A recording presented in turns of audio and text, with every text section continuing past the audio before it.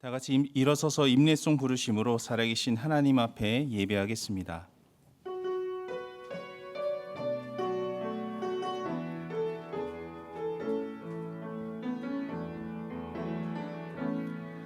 하늘의 문을 여소서, 이곳을 주목하소서. 주를 향한 노래가 꺼지지 않으니 하늘을 열고 보소서. 이곳에 임재하소서. 주님을 기다립니다. 기도의 향기가 하늘에 닿으니 주여 임재하여 주소서. 이곳에 오셔서 이곳에 앉으소서. 이곳에서 드리는 예배를 받으소서.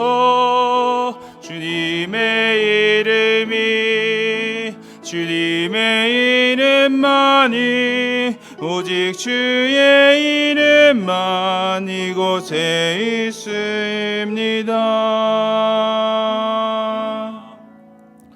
오늘도 우리를 은혜의 자리로 불러주신 주님을 찬양합니다.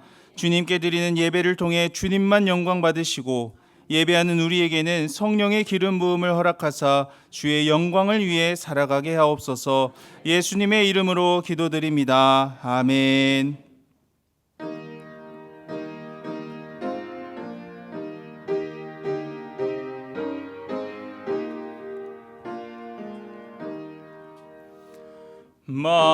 만유의 주제 존귀하신 예수, 사람이 되신 하나님,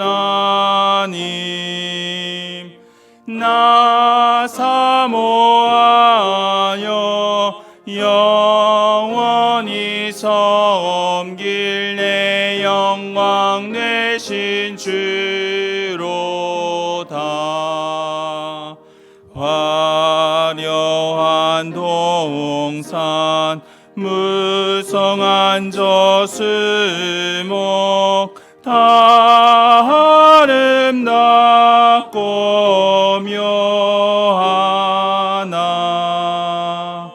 순전한 예수 더 아름다워 봄 같은 기쁨 주시네. 광명한 해와 명량한 저 달빛, 수많은 별들 빛나나 주 예수 빛은 더 찬란하여 참 비교할 수 없도다.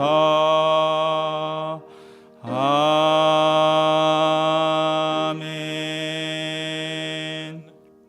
나는 전능하신 아버지 하나님 천지의 창조주를 믿습니다. 나는 그의 유일하신 아들 우리 주 예수 그리스도를 믿습니다. 그는 성령으로 잉태되어 동정녀 마리아에게서 나시고 본디오 빌라도에게 고난을 받아 십자가에 못 박혀 죽으시고 장사된 지 사흘 만에 죽은 자 가운데서 다시 살아나셨으며 하늘에 오르시어 전능하신 아버지 하나님 우편에 앉아 계시다가 거기로부터 살아있는 자와 죽은 자를 심판하러 오십니다. 나는 성령을 믿으며 거룩한 공교회와 성도의 교제와 죄를 용서받는 것과 몸의 부활과 영생을 믿습니다. 아멘.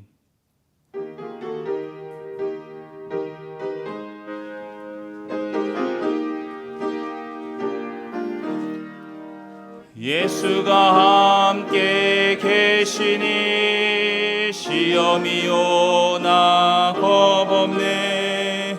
기쁨의 근원 되시는 예수를 위해 삽시다.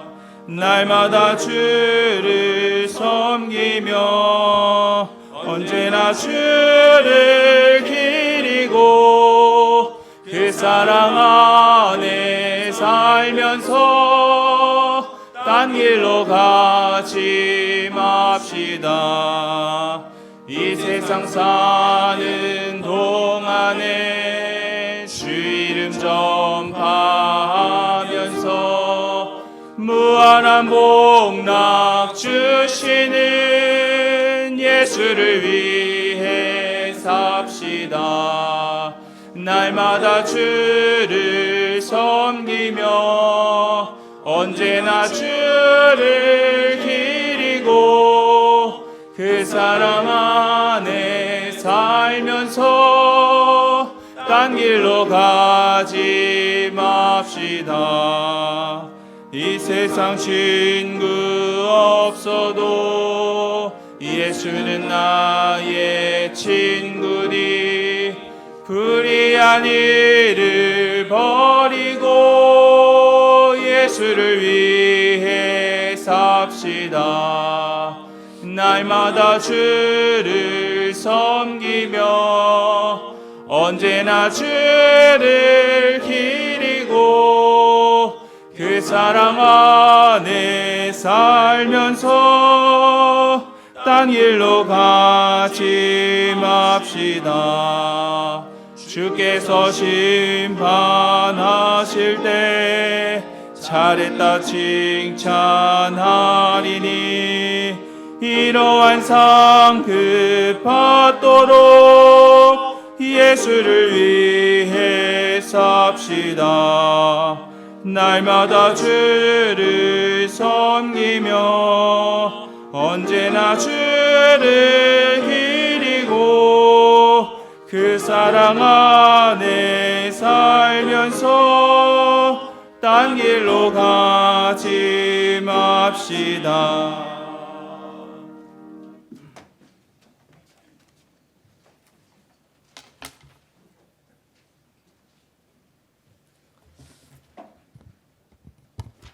기도드리겠습니다. 사랑과 은혜를 우리에게 풍성히 주시는 존귀와 영광과 찬양을 받으시기에 합당하신 아버지 하나님, 거룩한 주일 예배로 이끌어 주시니 감사합니다. 이 시간 온 마음과 정성을 다하여 신령과 진정으로 예배드리오니 영광 받아 주시옵소서. 지난 한 주간 삶을 돌이켜 볼 때 너무나 많은 감사가 있었음을 고백합니다. 저희 입술을 통해 감사가 더욱 많아지기를 소망합니다. 또한 성령의 인도하심을 따르지 아니하고 육신의 정욕을 따라 살았음도 회개합니다. 이 시간 주님의 보혈로 몸과 마음을 깨끗하게 씻어주시고 성령님의 임재와 능력을 경험하여 복된 삶을 살게 하여 주시기를 간구합니다. 하나님의 마음을 시원케 해드리는 후암백각교회를 위해 기도합니다. 성령의 능력으로 복음 전하는 교회 되게 하여 주옵소서. 성령 안에서 마음이 하나 되는 교회 되게 하여 주옵소서. 감사와 찬양이 일상이 되는 교회와 성도 되게 하여 주옵소서. 교회 시설 보수와 외벽 방수 공사가 사고 없이 완벽하게 시공되어 비가 와서 추워서 고통받지 않도록 도와주옵소서. 2024년 교육부 여름사역 일정을 위해 기도합니다. 다음 세대를 이끌어갈 주의 자녀들 모두 주께 나와 예수님의 구속사역을 심도 있게 체험하며 기도의 삶이 일상이 되도록 은혜 내려 주옵시고 어두운 세상에서 밝은 세대로 이끌 새로운 부흥의 주역으로 축복하고 인도하여 주옵소서. 이를 위해 주님의 뜻을 이룰 수 있도록 모든 성도들도 자원하는 마음으로 기도와 물질로 후원하게 하여 주옵소서.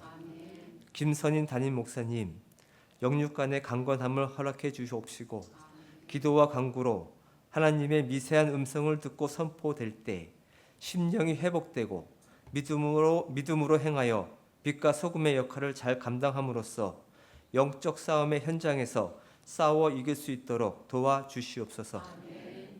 카리스 찬양대의 찬양을 기쁘게 받아주시고 예배를 위해 섬기는 모든 손길들을 축복하여 주시옵소서. 예수님의 이름으로 기도드립니다. 아멘.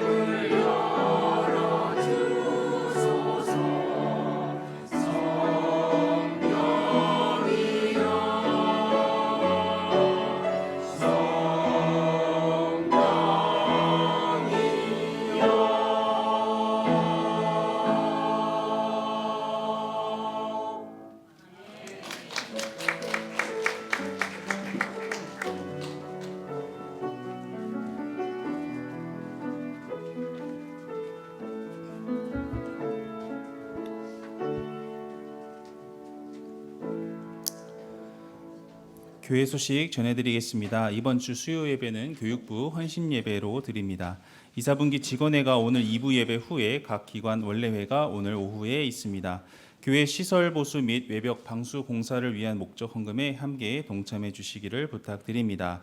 주보에 교육부 여름 사역 일정이 나와 있습니다. 여름 사역을 통해 다음 세대가 하나님을 인격적으로 깊이 경험하며 믿음의 성장을 이룰 수 있도록 많은 기도와 후원을 부탁드립니다. 세례 및 입교 예식이 28일 주일 예배 시에 있습니다. 세례 및 입교를 원하시는 분들은 사무실로 신청해 주시기를 바랍니다. 담임 목사님께서 내일부터 토요일까지 여름 휴가를 다녀오십니다. 쉼과 재충전의 시간을 잘 보내시고 안전하게 다녀오실 수 있도록 기도해 주시기 바랍니다. 기타 자세한 내용은 주보를 참고해 주시면 되겠습니다. 오늘 우리에게 주시는 하나님의 말씀은 사도행전 13장 13절부터 23절까지 말씀입니다. 신약 209쪽에 있습니다. 사도행전 13장 13절부터 23절까지의 말씀을 읽도록 하겠습니다. 바울과 및 동행하는 사람들이 바보에서 배 타고 밤빌리아에 있는 버가에 이르니 요한은 그들에게서 떠나 예루살렘으로 돌아가고 그들은 버가에서 더 나아가 비시디 안디옥에 이르러 안식일에 회당에 들어가 앉으니라.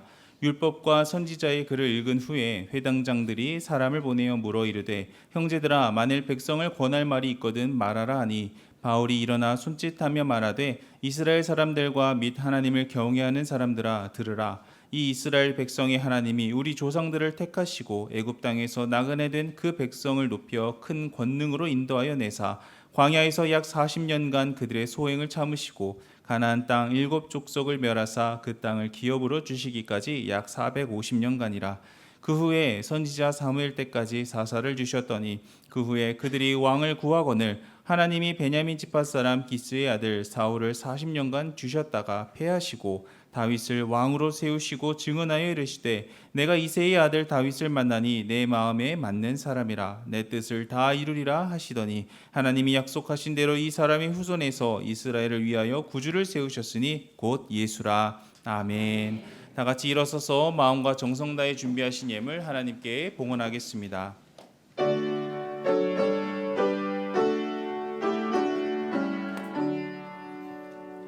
내게 있는 모든 것을 아낌없이 드리네. 사랑하고 의지하며 주만 따라 살리라. 주께 드리네.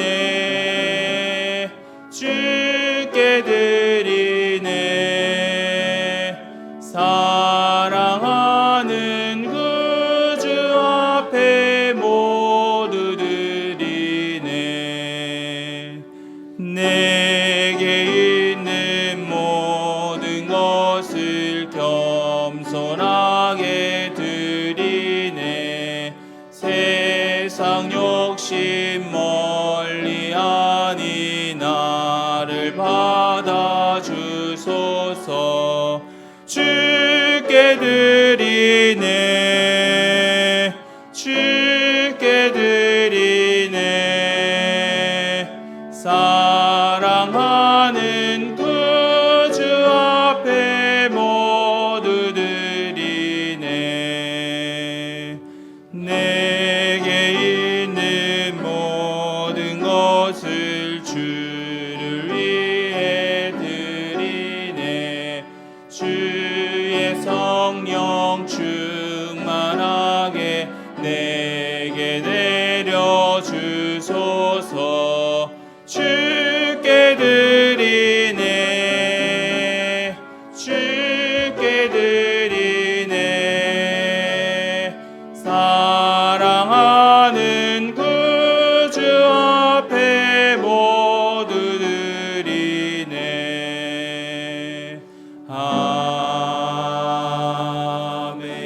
아멘.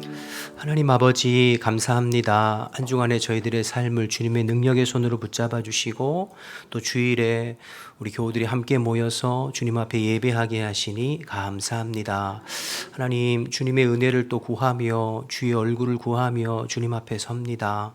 우리의 죄와 우리의 허물과 우리의 부족함을 예수님의 거룩하신 보혈로 깨끗하게 씻어주시고 우리는 의도 없고 공로도 없지만 오직 예수 십자가 붙잡고 주님 앞에 나아가오니 주님께서 우리의 속사람을 새롭게 하시어 오늘도 주님과 영적으로 깊이 교제하는 복된 시간 될 수 있도록 도와주옵소서.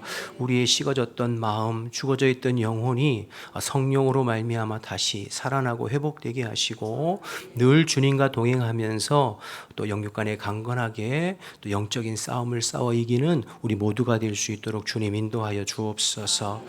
우리의 마음과 정성을 담아 또 예물을 올려드립니다. 우리 성도들의 피와 눈물과 땀입니다. 주님께서 기쁘게 흠양하여 받으시고 이 예물에 담겨있는 우리 성도들의 마음의 소원과 기도의 제목을 하나하나 살펴주시어서 하나님의 때에 하나님의 방법으로 응답하시고 역사하여 주옵소서. 특별히 연약한 지체들을 더욱 귀히 여기시사 어루만져 주시고 치료해 주시고 새 힘 주시어서 내 힘이 아니라 주님이 공급하시는 능력으로 또 한 주간을 승리해 볼 수 있도록 아버지 인도하여 주옵소서.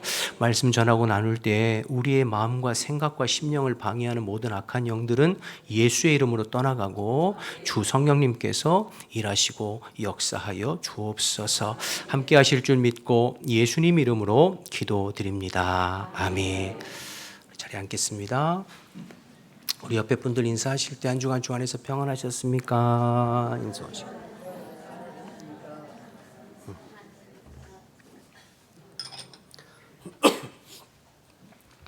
우리는 지금 바울의 1차 선교 여행을 살펴보고 있습니다.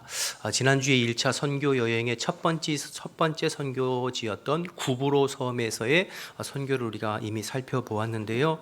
특별히 바보라고 하는 도시에서 서기오 바울 한 사람을 놓고 바울과 마술사, 그렇죠? 무당, 그리고 전도자와 그리고 이 마술사가 서로 치열한 영적 전쟁을 하는 것들을 살펴보면서 우리의 선교의 현장, 전도의 현장, 우리의 일상의 삶의 현장이 치열한 영적 전쟁터이다. 이런 거 나눴습니다. 여러분 기억나시죠? 여러분 어떠세요? 한 주간 동안 영적인 이 전쟁에서 싸워 승리하셨습니까? 네, 아멘입니다. 너무 감사하네요. 그래서 오늘도 또 예배 가운데 말씀으로 무장하고 성령 충만함 받아서 또 여러분의 일상에서 하나님의 말씀으로 이 사단의 유혹과 공격을 영적으로 분별하고 예수 그리스도의 이름으로 선포하면서 한 주간 영적인 싸움을 싸워 승리하는 우리 모든 성도들 다 되시기를 주님의 이름으로 축복합니다. 자, 오늘은 바울의 1차 선교의 두 번째 전도지인 비시디아 안디옥에 관한 내용인데요. 13절 말씀을 보겠습니다. 13절 말씀을 보시면 바울과 및 동행하는 사람들이 바보에서 배를 타고 밤빌리아에 있는 버가에 이르니 요한은 그들에게서 떠나 예루살렘으로 돌아갔다. 이렇게 기록하고 있죠. 자, 지도를 한번 보실까요? 이 지도 이제 계속 좀 볼 텐데요. 지난주 살펴봤지요. 안디옥에서 실루기아로 와서 배를 타고 구브로 섬에 왔었어요. 살라미와 바보에서 전도한 내용이 나왔죠. 특별히 바보에서 서기오 바울 전도하고 오늘 13장에 보니까 배를 타고 다시 밤빌리아 지역에 있는 버가라고 하는 도시로 가요. 그리고 버가에서 북쪽으로 약 200km 떨어진 비시디아 안디옥으로 지금 들어가는 거예요. 참고로 비시디아 안디옥, 이고니온, 루스드라, 더베 이 지역을 갈라디아 지역이다 이렇게 불러요. 우리가 신약 성경에 갈라디아서가 있잖아요. 그 갈라디아는 도시 이름이 아니라 이 지역의 이름이에요. 그러니까 바울이 이 비시디아 안디옥, 이고니온, 루스드라, 더베 이 지역에 있는 흩어져 있는 성도들에게 쓴 편지가 갈라디아서인 거죠. 그래서 오늘 버가에서 갈라디아 지역의 첫 성인 비시디아 안디옥으로 들어가는 내용이 이제 오늘 13절의 내용입니다. 주목할 것은 오늘 본문에 보니까 바울 일행이 버가에서 비시디아 안디옥으로 가려고 할 때 수행원으로 따라갔던 마가 요한이 도중에 선교를 포기하고 예루살렘 집으로 돌아갔다 이렇게 기록하고 있어요. 그러면 왜 이 마가 요한이 중간에 선교를 포기하고 집으로 돌아갔을까요? 우리 성경에는 그 이유에 대해서 자세히 기록하고 밝혀놓지는 않아요. 그런데 많은 성경학자들의 연구를 종합해 보면 지도를 다시 한번 보실까요? 이 지금 버가에서 비시디아 안디옥까지는 거리는 약 200km 정도 떨어져 있는데요. 중요한 건 이 사이에 타우루스라고 하는 산맥이 높은 산맥이 해발 1000m 이상 되는 고지들이 즐비한 산맥이 가로막혀 있는 것입니다. 그리고 이 산맥에는 도적대들과 강도들이 수시로 출몰하는 그래서 굉장히 위험한 길인 거죠. 그래서 바울이 고린도후서 11장 26절에 보면 선교 여행을 하면서 자기가 겪은 어려움에 대해서 내가 강의 위험과 강도의 위험과 동족의 위험과 이방인의 위험 이런 어려움을 겪었다라고 고백하는데 그 강도의 위험을 어디서 겪었을까? 바로 오늘 이 버가에서 비시디아 안디옥 넘어가는 이 험준한 산악 지역에서 강도 때 위험을 겪었지 않았나 이렇게 보거든요. 그러니까 오늘 지금 13절에 수행원으로 떠나갔던 마가 요한이 집으로 돌아간 것은 앞으로 이런 어려움들이 이제 예상되는 거죠.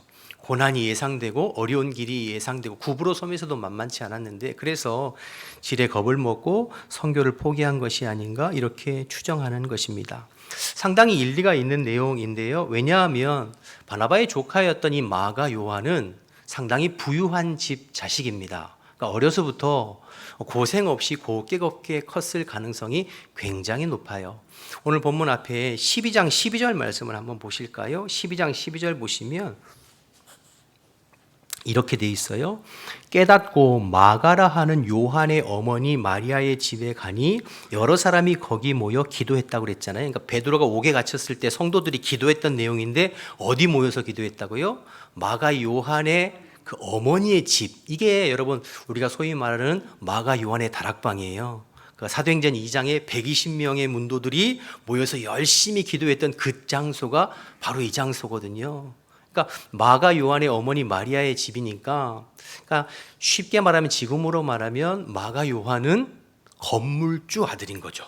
그러니까 예루살렘에 여러분 이 마가 요한의 다락방이라고 해갖고 뭐 2층 조그만 다락방이 아니라 2층 넓은 홀인 거예요. 120명 이상 들어갈 수 있는 넓은 홀을 가진 그 건물주 마리아가 어머니잖아요. 그 아들이 마가 요한이니까 지금으로 하면 건물주 아들이죠. 그래서 어려서부터 어려움이 없이 고생 없이 곱게 자랐을 가능성이 커요. 그런데 이 요한이 뭣도 모르고 삼촌, 바나바가 삼촌이거든요. 따라서 선교여행을 갔는데 구부로에서 만만치 않았는데 앞으로 타우루스 산맥 넘어가지고 200km나 되는 비시디아 지역, 비시디아 안디옥으로 간다고 하니까 겁을 먹고 돌아간 것이 아닌가 이렇게 생각되고요. 또 이 마가 요한은 한 번의 전과가 있어요. 마가복음 14장 51절 52절 말씀도 한번 보실까요? 51절 52절 마가복음 14장 51절 52절 네, 제가 읽어볼게요. 한 청년이 벗은 몸에 배 혼이불을 두르고 예수를 따라가다가 무리에게 잡힘에 배 혼이불을 버리고 벗은 몸으로 도망하니라. 이게 누굴까요? 마가 요한으로 추정돼요. 이 마가복음에만 이 사건이 기록되어져 있거든요. 그러니까 예수님께서 겟세마네 동산에서 기도하시다가 잡혀가시잖아요. 그 잡혀갈 때 벗은 몸으로 도망갔던 사람이 이제 마가 요한이죠. 이미 마가 요한은 십자가 앞에서 한번 포기하고 도망친 경력이 있습니다. 그런데 오늘 또 선교지에서 중간에 포기하고 돌아서는 거죠. 물론 이 마가 요한도 나중에 하나님께서 잘 훈련하고 연단하셔서 초대교회의 훌륭한 리더를 삼으시고 우리가 가지고 있는 마가복음을 쓴 저자가 바로 이 마가 요한이거든요. 그렇게 훌륭한 인물이 됩니다만 적어도 오늘 사도행전 13장 본문에서는 연약함이 있고 부족함이 있었던 것을 이제 보게 되는 거죠. 자, 그런데 진짜 주목하고 싶은 건 지금부터입니다. 마가 요한이 진짜 어려움 때문에 선교를 포기했을까? 앞으로 예상되는 고난과 어려움이 두려워서 선교를 포기했을까? 그런 부분도 있겠지만 성경을 좀 더 꼼꼼히 읽어보니까 다른 부분을 발견하게 돼요.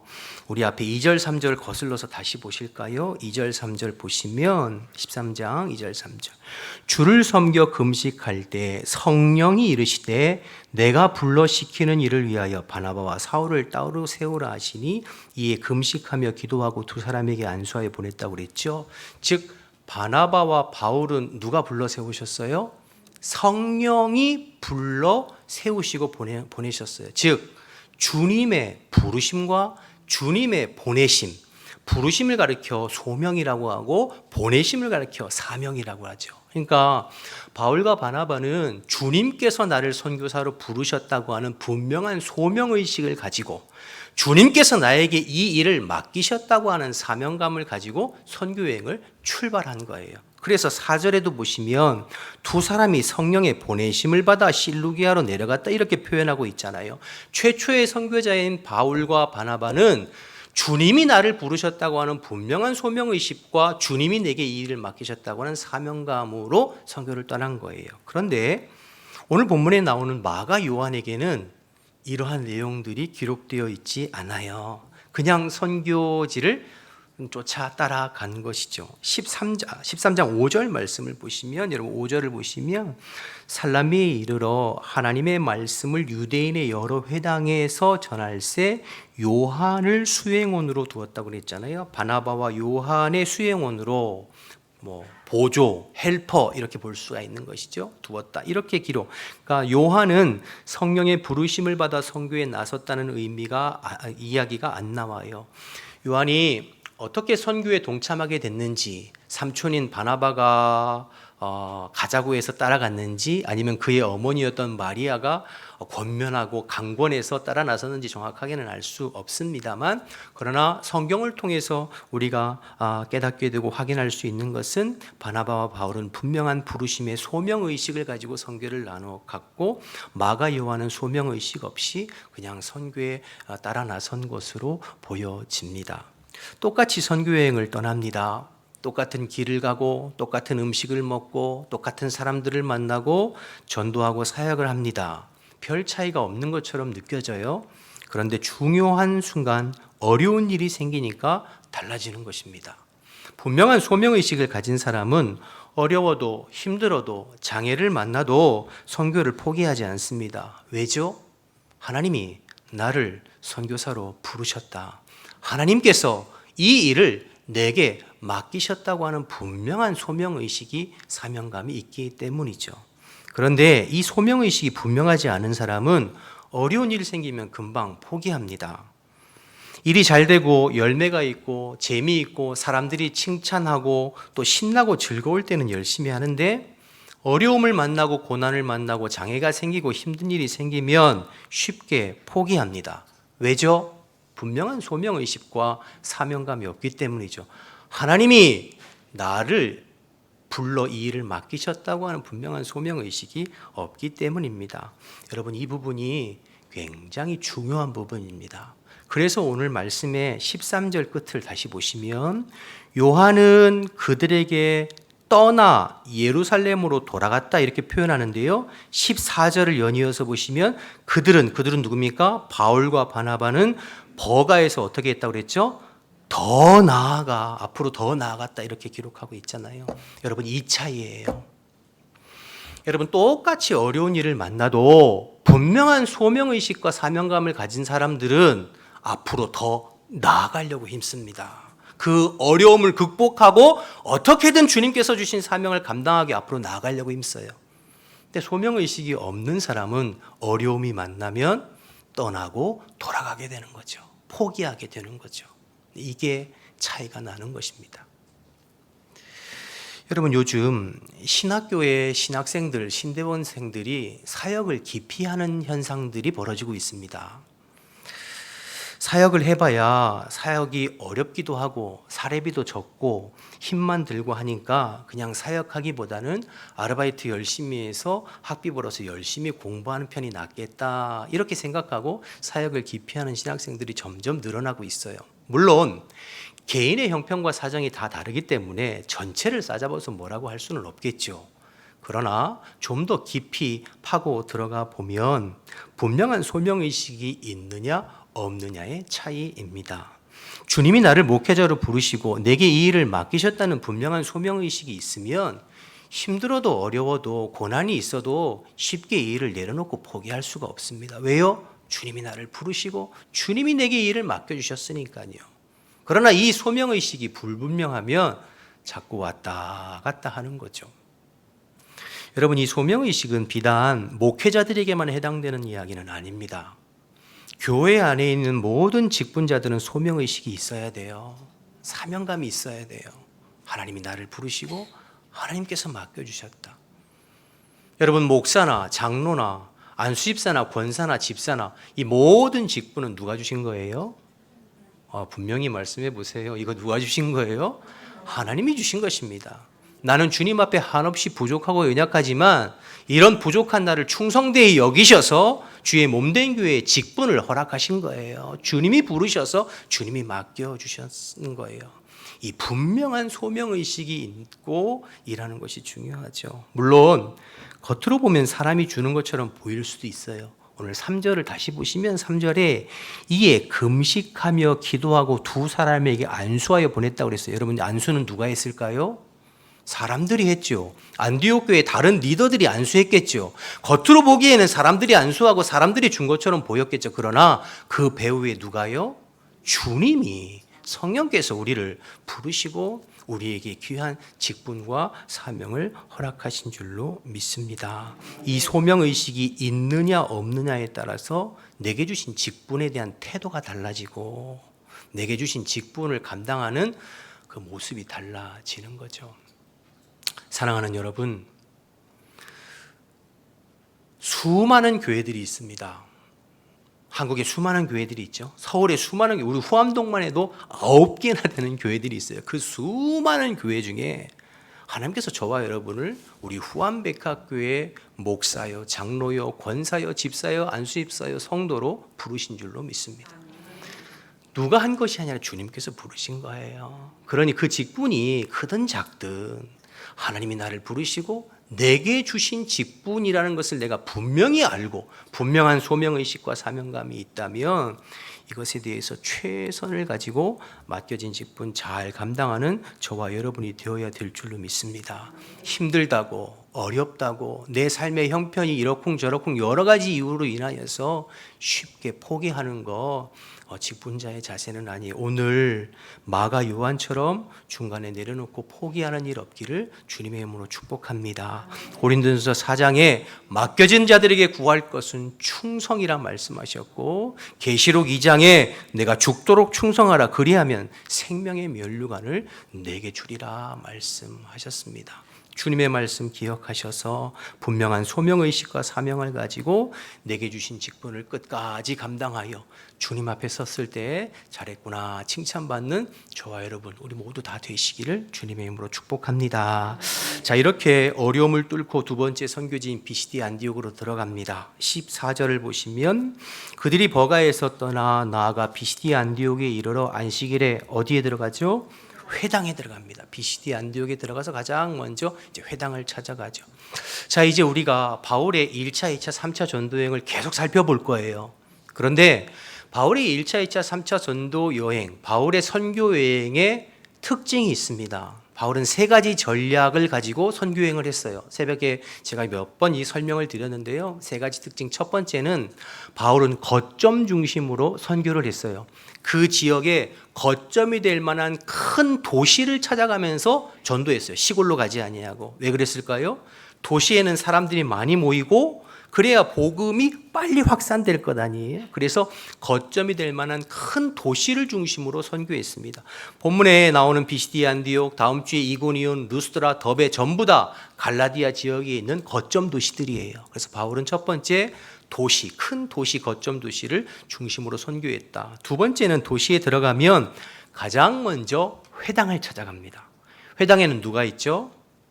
유대인과 유대교에 관심 있는 이방인들이 모여서 예배하는 곳이 회당이에요.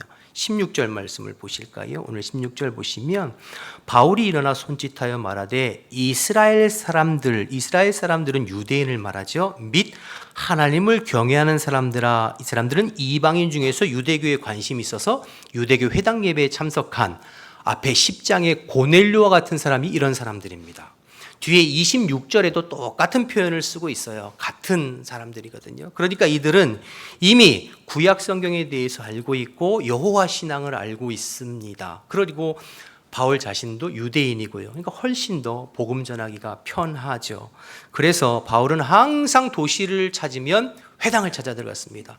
앞에 13장 5절에서 구브로 섬에 살라미에 갔을 때도 회당을 찾아갔고, 오늘 14절 비시디 안디옥에서도 회당을 찾아갔고, 뒤에 14장 1절에 가서 이고니온 갔을 때도 회당을 찾아갔습니다. 항상 회당을 먼저 찾아가서 구약 성경을 풀어서 구약에서 모든 선지자들과 주의 종들이 증거한 메시아가 그리스도다, 이렇게 이제 복음을 증거하는 거죠. 첫 번째는 거점 도시를 중심으로, 두 번째 회당을 중심으로 찾아갔고요. 세 번째, 바울이 회당에서 이렇게 복음을 전하면 말씀을 들은 회중이 둘로 쫙 갈라집니다. 한쪽은 그 복음의 말씀을 듣고 믿어 반응하고 순종하는 사람들이 생기고, 한쪽은 바울의 복음을 듣고 시기하고 거부하고 미워하고 핍박하는 두 종류로 쫙 갈라져요. 그럼 바울이 믿고 순종하는 사람들을 데리고 회당을 빠져나와서 믿지 않는 이방인들에게 복음을 전하고, 그래서 회당에서 전도된 유대인과 회당 밖의 이방인들 중에 믿는 사람들이 모여져서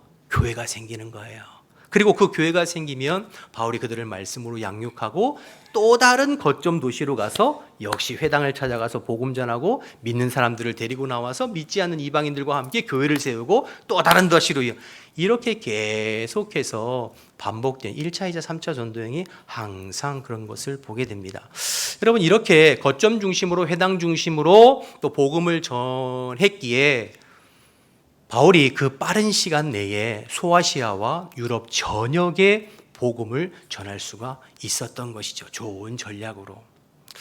그래서 오늘 말씀을 통해서 기억할 것은, 선교는 성령님께서 처음부터 끝까지 주도하시고 역사하시고 이끌어 가시는 것이지만, 한편으로는 성령께서 주시는 마음을 받아서 우리가 지혜롭게 잘 계획하고 준비하는 것도 중요하구나라는 것을 깨닫게 되는 것이죠. 주님이 주시는 마음으로 지혜롭게 계획하고 준비하는 것, 그래서 효과적으로 복음을 전하고 전도할 수 있도록 지혜롭게 일을 계획하고 준비하는 것은 누가 해야 될 일일까요? 우리 자신이 해야 될 것이죠. 교회가. 이제 여러분, 7월과 8월에 여름 사역이 있습니다. 성경학교와 수련회와 청년부 국내 선교가 준비되어져 있는데요. 마찬가지예요. 무엇보다 우선적으로 해야 할 것은 주님 앞에 엎드려 기도하는 것이죠. 주님의 은혜로 성령께서 처음부터 끝까지 이끌어 가시도록. 영혼의 변화는, 영혼의 거듭남은, 영혼을 새롭게 하는 것은 사람의 인력으로는 할 수 없습니다. 성령님께서 일해 주시고, 성령님께서 역사하시고, 성령님께서 만져주셔야 영혼이 새로워지고 달라지죠. 그러니 처음부터 끝까지 주님 앞에 엎드려 기도로 준비하는 것이 제 1순위입니다. 두 번째, 기도와 더불어서 해야 할 것은 주님이 주시는 지혜를 가지고 최선을 다해 준비하는 거죠. 교육자들은 전할 말씀에 대해서 최선을 다해서 연구하고 준비해야 될 것이고, 교사들은 아이들 공과에 대해서 최대한 익히고 배우고 외우고 공부해야 될 것이고, 각종 프로그램이나 순서도 시간에 맞게, 기후에 맞게, 장소에 맞게 최선을 다해서 꼼꼼하게 준비해야 될 것입니다. 성령의 역사하심과 우리의 지혜로운 준비가 합쳐질 때 은혜로운 성경학교와 수련회와 국내 선교가 될 줄로 믿습니다. 여름 사역뿐만 아니라 교회 모든 사역, 더 나아가 저와 여러분의 일상의 삶이 마찬가지예요. 우리가 가정에서, 교회에서, 직장에서, 사업장에서 마찬가지죠. 항상 모든 일에 기도를 앞세워 주님께서 도와주시고 역사하시기를 간구해야죠.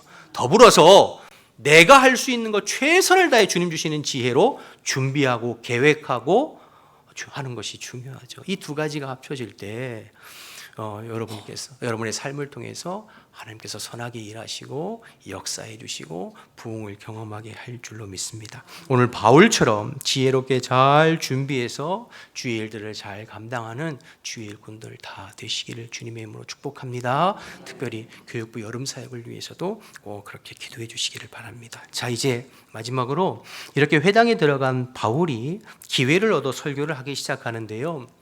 바울의 설교는 17절부터 뒤에 41절까지 긴 설교문입니다. 그런데 제가 지난주에 여러분 살펴봤습니다만, 바울의 1차 전도 여행은 각 선교지마다 특징적인 사건과 이야기를 중심으로 해서 선별적으로 기록했다고 말씀드렸잖아요. 그래서 앞에 구브로 섬에서는 마술사 바 예수와의 영적 전쟁, 선교를 시작할 때 가장 먼저 맞닥뜨리게 되는 영적 전쟁의 핵심이라고 말씀드렸고요. 오늘 비시디아 안디옥에서는 이 바울의 설교가 이제 핵심인데요. 이번 주에 앞부분에 살펴보고 다음 주에 이어서 이제 뒷부분에 설교에 대한 내용들을 살펴볼 텐데, 먼저 오늘 바울의 설교에서 주목하고 싶은 한 가지가 있어요. 17절 말씀을 보시면 17절 말씀 보시면서 바울의 설교의 주어가 무엇인가 한번 찾아보세요. 주체, 주어가 무엇인가?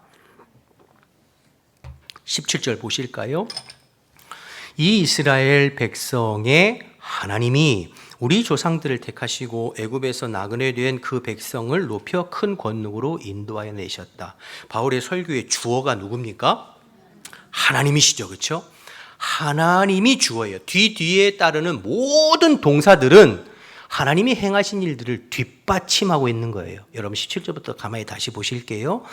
이 이스라엘 백성들의 하나님이, 주어가 하나님이세요. 주체가 우리 조상들을 택하시고, 누가 택하셨죠? 하나님이 택하셨어요. 애굽 땅에서 나그네 된 그 백성을 높여 큰 권능으로 인도해 내사. 누가 인도해 내셨죠? 하나님이 인도해 내셨어요. 광야에서 약 40년간 그들의 소행을 참으시고, 누가 참으셨나요? 하나님이 참으셨어요. 가나안 땅 7족속을 멸하사 그 땅을 기업으로 주시기까지 약 450년간이라 그 후에 선지자 사무엘 때까지 사사들을 주신 것도 누구시죠? 하나님이 사사들을 주셨어요. 그 후에 그들이 왕을 구하거늘 하나님께서 베냐민 지파 사람 기스 사람 사울을 40년간 주신 분도 하나님이시요, 그를 패하시고 다윗을 왕으로 세운 분도 하나님이시요, 그를 세워 증언하여 이르시게 내가 이새의 아들 다윗을 만나니 내 마음에 맞는 사람이라 내 뜻을 다 이루려 하시니, 하나님이 약속하신 대로 그 사람의 후손에서 이스라엘을 위하여 구주를 세우셨으니 곧 예수라. 예수 그리스도를 이 땅에 보내신 분도 누구세요? 하나님이시죠. 그러니까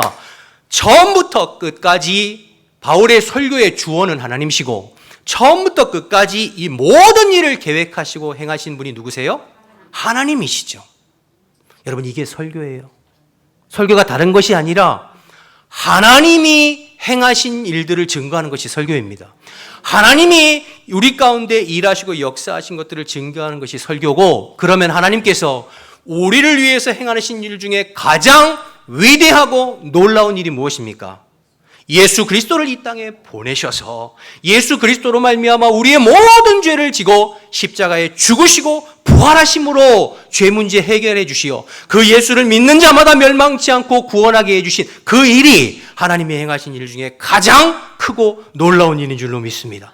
그것을 전하는 것이 설교예요. 설교가 무슨 세상적인 무슨 처세를 전하거나 세상적인 무슨 다른 지식이나 윤리나 도덕을 정하는 것이 아니라 하나님께서 우리에게 행하신 일, 그 중에서 가장 놀라운 예수 그리스도의 십자가와 부활을 통해 우리를 구원하신 하나님의 그 놀라운 일들을 전하는 것이 설교입니다. 오늘 바울의 설교의 핵심이 그거잖아요. 바울이 그거 지금 하고 있는 거잖아요.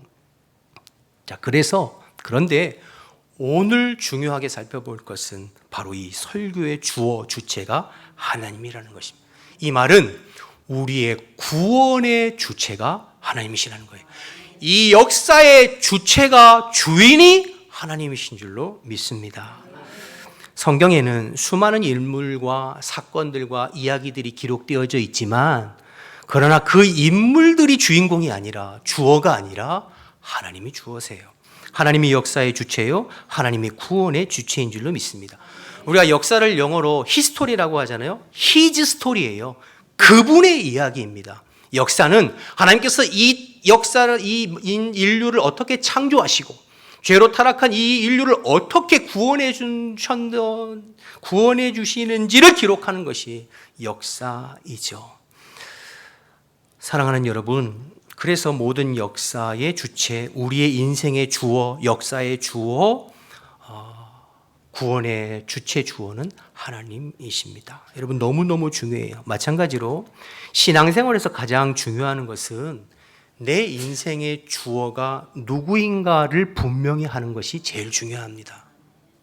여러분, 여러분의 인생의 주어가 누구이냐를 분명히 하는 것. 우리가 예수를 믿어 하나님의 자녀가 백성이 되었다는 이야기는 내 인생의 주어가 하나님 되셨다는 고백이에요. 내 인생의 주어, 주인, 주체가 내가 아니라 하나님이 내 인생의 주어, 주체, 주인 되셔서 내 삶을 이끌어 가신다 고백하는 것이 그리스도인의 고백인 줄로 믿습니다. 여러분, 인류 최초의 사람인 아담과 하와의 선악과 문제, 그 선악과 문제의 핵심이 뭔 줄 아세요? 삶의 주어가 누구냐인 문제예요. 삶의 주어를 하나님으로 두고 살 것이냐, 삶의 주어를 내 자신으로 두고 살 것이냐. 마귀는 지금도 끝없이 유혹하는데 그 유혹의 핵심이 뭐냐면 네가 네 인생의 주어라고 우리를 유혹하고 미혹하는 거예요. 선악과를 따먹으면 네 눈이 밝아져서 하나님처럼 된다 이야기는 뭐냐면 왜 네 인생의 주체가 넌데 하나님의 말씀에 순종하려고 하느냐. 네가 생각하고 네가 판단하고 네가 원하고 네가 좋은 대로 인생을 살아가는 거, 네가 인생의 주인으로서 주어로서 살아가는 것이 잘 사는 것이야 라고 이야기하는 게 마귀의 속삭임이에요. 성경은 절대로 우리에게 그렇게 가르쳐주지 않습니다. 성경은 우리의 인생과 역사와 구원의 주어가 하나님이심을 깨닫고 그 하나님을 내 인생의 주어 삼고 그분의 뜻과 그분의 말씀에 순종하며 사는 삶이 복된 인생이다. 행복한 인생이다. 저와 여러분에게 그렇게 가르쳐주고 있는 줄로 믿습니다. 주님이 내 인생의 주어 되시고 주체 되시는 삶이 제일 복되고 행복한 인생이에요. 오늘 본문에 사도 바울이 설교한 내용을 가만히 들여다보면 내 인생의 주어를 나로 삼고 산 대표적인 인물이 한 사람 나와요. 사울 왕입니다. 반대로 내 인생의 주어를 하나님으로 삼고 산 대표적인 인물이 나와요. 다윗입니다. 21절과 22절 나오죠. 이 두 사람의, 띄워주지 마세요. 이 두 사람의 인생을 비교해 보면 하나님을 주어로 삼고 사는 인생과 나 자신을 주어로 삼고 사는 인생이 어떻게 다르고 결과가 어떻게 다른지를 금방 알 수 있습니다. 여러분은 여러분들이 잘 아는 대로 하나님께서 사울 왕에게 아말렉을 진멸하라고 명령하셨어요. 모든 호흡 있는 것들을 다 끌어 진멸하라. 하나님의 명령과 말씀이죠. 그런데 사울 왕이 어떻게 했죠? 아각 왕과 살찐 소와 염소들 가축들을 끌고 왔어요. 사울 왕의 명분은 이 좋은 것들로 하나님 앞에 예배도 드리고 함께 수고하고 전쟁한 사람들과 나누기도 하면 일석이조, 누이 좋고 매부 좋고 좋지 않습니까? 누구 생각이죠? 자기 생각이에요. 사울 왕의 생각이고 백성들의 생각이에요. 하나님의 말씀은요, 모든 것을 진멸하라. 아말렉과의 전쟁은 영적 전쟁, 성전이거든요. 여지를 두지 말라.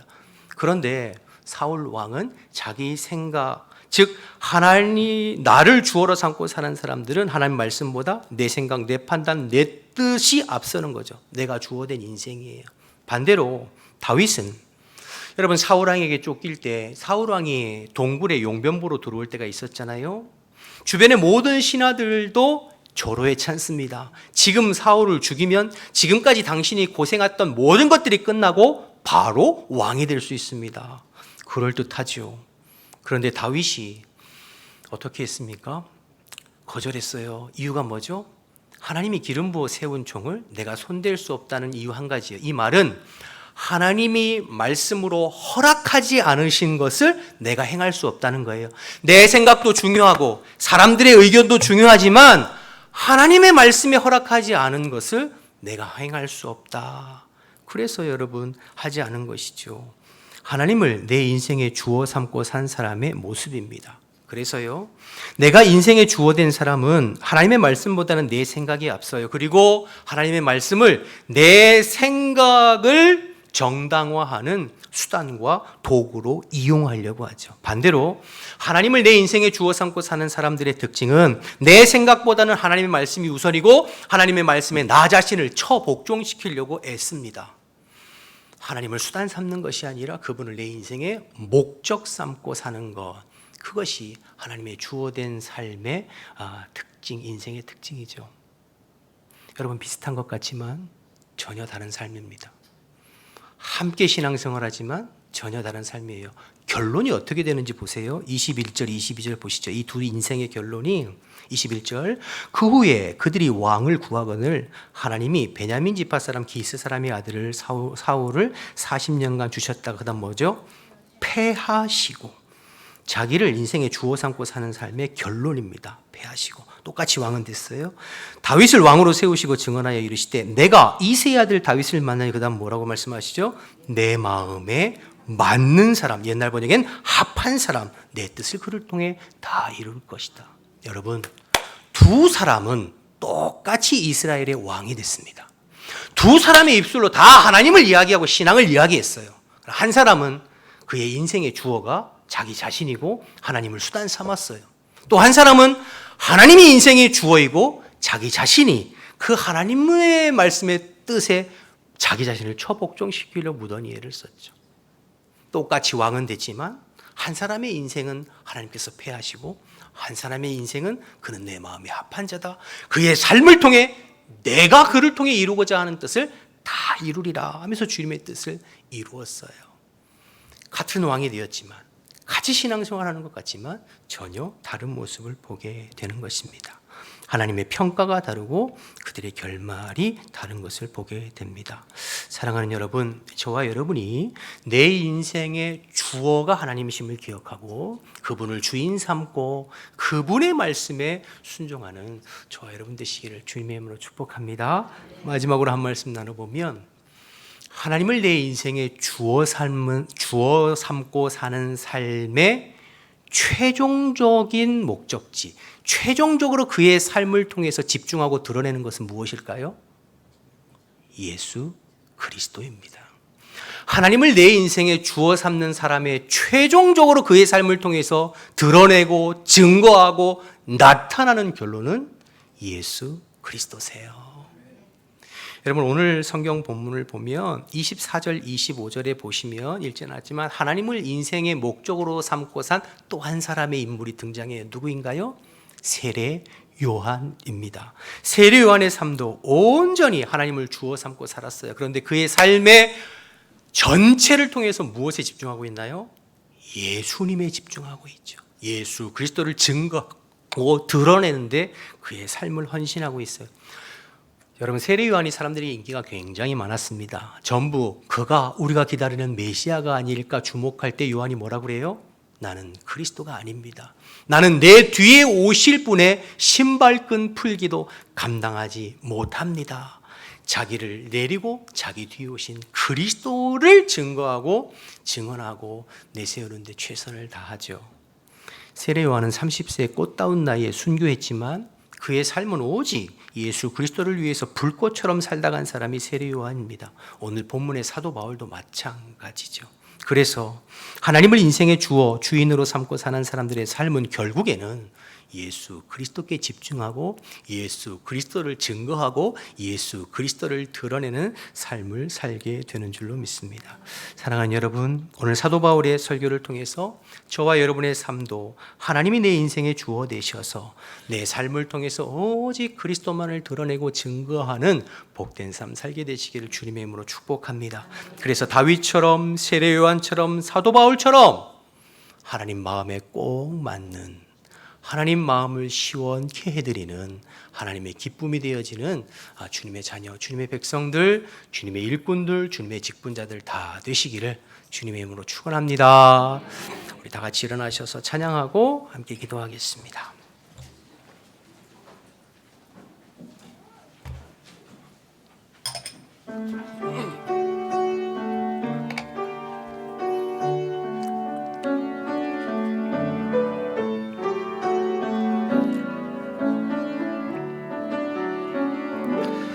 나를 지으신 이가 하나님, 나를 부르신 이가 하나님, 나를 보내신 이도 하나님, 나의 나 된 것은 다 하나님 은혜라. 나의 달려갈 길 다가도록, 나의 마지막 호흡 다하도록, 나로 그 십자가 품게 하시니 나의 나 된 것은 다 하나님 은혜라. 한량없는 은혜, 갚을 길 없는 은혜, 내 삶을 애워싸니 하나님의 은혜, 나 주저함 없이 그 땅을 밟음도 나를 붙드시는 하나님의, 우리 처음부터 한 번 더 고백할까요? 나를 지으신 분이 하나님이십니다. 나를 지으신 이가 하나님, 나를 부르신 이가 하나님, 나를 보내신 이도, 나를 보내신 이도 하나님, 나의 나 된 것은 다 하나님 은혜, 나의 달려갈 길, 나의 달려갈 길 다가도록, 나의 마지막 호흡 다하도록 나로 그 십자가 품게 하시니 나의 나 된 것은 다 하나님 은혜라. 고백합시다. 주님의 은혜입니다. 한량없는 은혜, 갚을 길 없는 은혜, 내 삶을 애워싸는 하나님의 은혜, 나 주저함 없이 그 땅을 밟음도 나를 붙드시는 하나님의 은혜. 아멘. 기도하길 원합니다. 우리 주신 말씀 생각하면서 주님이 내 인생의 주어 되십니다. 주님이 내 인생의 주권자 되십니다. 언제나 내 삶의 주어가 주님이 되셔서 주님이 나를 통해 뜻하신 바를 다 이루어드리고 주의 말씀에 순종하는 삶 살 수 있도록 도와주십시오. 부족한 자를 주의 몸된 교회 직분자로 부르신 분이 주님이시오니 분명한 사명의식과 소명의식과 사명감을 가지고 최선을 다해서 주님의 일들을 감당해 볼 수 있도록 나의 삶을 통해서 오직 그리스도를 드러내고 증거하는 복된 인생 살도록 우리 주신 말씀들을 생각하면서 우리 주님을 한번 부르고 기도하겠습니다. 주여, 하나님 아버지 은혜와 사랑을 감사합니다. 오늘 이 아침에도 저희들 불러주셔서 하나님의 말씀을 나누고 기도할 수 있도록 은혜 베풀어 주셔서 감사합니다. 우리를 택하시고 우리를 구원하시고 부르셔서 하나님 주의 자녀 삼으시고 주의 백성 삼으시고 목회자와 장로와 권사와 집사와 안수집사와 성도로 저희들에게 귀한 직분을 나가신 분이 주님이십니다. 하나님, 주님을 내 인생의 주어 삼고 살게 하여 주옵소서. 내 뜻대로 내 마음대로 내 소견대로 사는 것이 아니라 하나님의 말씀에 순종하며 주님의 뜻에 내 자신을 처복종시키며 나를 통하여 오직 그리스도를 드러내고 증거하는 데 쓰임받는 저희들 되게 도와주시옵시고 주님의 마음의 합한 자가 되시며 주님의 마음을 시원케 드리는 하나님, 이 시대 하나님의 일꾼들로 살아갈 수 있도록 하나님 인도하여 주옵소서. 저희들 연약하고 부족하오나 내가 약할 때 오히려 주님이 강하시며 내가 연약할 때 오히려 주님이 능력 있으시오니 연약한 저희들을 사용하여 주시옵소서. 주시어서 주님의 복음의 통로로 쓰임받게 도와주시고 주님의 능력의 통로로 쓰임받는 저희들 될 수 있도록 하나님 인도하여 주옵소서. 성령 안에서 늘 깨어 주님의 아버지 저희들의 마음과 심령을 새롭게 하시고 세상에서 우리를 방해하고 우리를 공격하는 모든 악한 영의 아버지 공격을 예수의 이름으로 싸워 이기며 우리의 삶을 통해 우리의 입술을 통해 우리 하나님 모습을 통해 그리스도를 증거하고 그리스도를 드러내는 복된 인생 살아가는 저희들 될 수 있도록 주님 인도하여 주옵소서. 아버지 죄악된 이 세상을 본받지 않게 도와주시고 썩어져가는 이 세대를 본받지 않게 도와주시고 우리의 마음과 심령을 새롭게 하여 하나님의 선하시고 기뻐하시고 온전한 뜻이 무엇인지를 분별하여 주님의 말씀에 순종하며 아버지의 뜻을 이루어드리는 주의 남은 자들로 세워져가는 저희 모두가 될 수 있도록 주님 인도하시고 역사하여 주옵소서. 주의 약속하신 성령을 물붓듯 기름 부어주시어서 내 능력만큼이 아니라 성령의 능력으로 살아가고 쓰임받는 저희들의 삶이 될 수 있도록 주님 인도하시고 역사하여 주시옵소서. 주님 감사합니다. 아버지 감사합니다. 저희들을 택하시고 부르시고 자녀 삼아 주시고 저희들에게 귀한 직분과 사명 허락해 주셔서 감사합니다. 언제나 주님을 내 인생에 주어 삼고 나를 부르시고 나를 통해서 일하시는 분이 주님이심을 기억하고 끝까지 포기하지 아니하고 주님께서 내게 맡겨주시는 복음의 사명, 생명의 사명 잘 감당해 볼 수 있도록 주님 인도하여 주옵소서. 내가 연약할 때 오히려 그리스도께서 더 강하시다는 사도 바울의 고백처럼 저희들 연약함을 탓하지 않게 도와주시고 주님의 강하심을 믿음으로 바라볼 수 있는 저희들 될 수 있도록 주님 인도하여 주옵소서. 한 주간 또 일상으로 세상으로 일터로 나아갑니다. 눈에 보이는 세상의 풍조와 또 이야기들의 마음에 휩쓸리거나 요동치지 않게 도와주시고 우리와 늘 함께 하시는 주님과 주님의 말씀을 기준 삼고 또 구별된 백성으로 잘 살아가고 영적인 싸움에서 승리하는 우리 모든 성도들 다 될 수 있도록 주님 인도하여 주옵소서. 흩어져 있는 성도들 주님께서 일일이 기억해 주시어서 연약한 부분들을 주님께서 채워주시고 주님의 강하심으로 말미암아 끝까지 믿음으로 승리해 볼 수 있도록 한 주간도 지켜 주옵소서. 이제는 우리 주 예수 그리스도의 은혜와 하나님 아버지의 크신 사랑과 성령의 교통하심이 주님을 주어 삼고 한 주간 승리하기를 결단하는 우리 모든 성도들 머리머리 위에 지금부터 영원토록 함께 하시기를 간절히 축원하옵나이다. 아멘.